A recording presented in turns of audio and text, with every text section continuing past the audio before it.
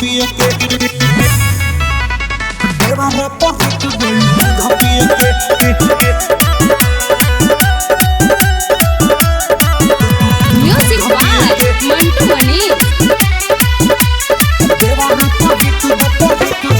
लइके से पोस के सियान कोइले बानी संग सुता के जवान कोइले बानी सखी रे लइके से पोस के सियान कोइले बानी संग सुता के जवान कोइले बानी बुझल आदत धरैनी हमी खुद पिए के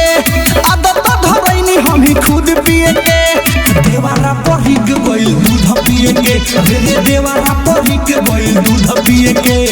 देवारा पढ़ी के गइल दूध पिए के हम देवारा पढ़ी के गइल दूध पिए के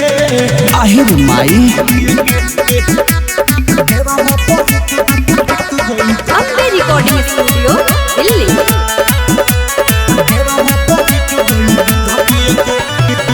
के बताई सखी रे कहाँ जाई सखी रे देवारा के यही सने आदत कैसे छोड़ाई सखी रे कैसे छोड़ाई के बताई सखी रे कहाँ जाई सखी रे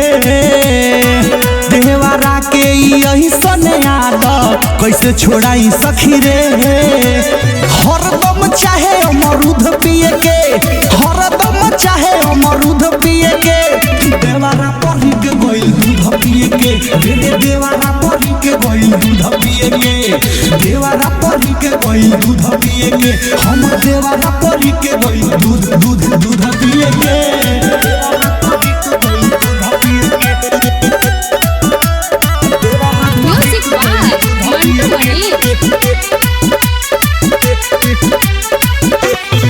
लइका नियन इ त करे रे सखिया नशे में आवे ला घरे रे सखिया बिना बतवले से जिया प मरद लेखा साफा चढ़े रे सखिया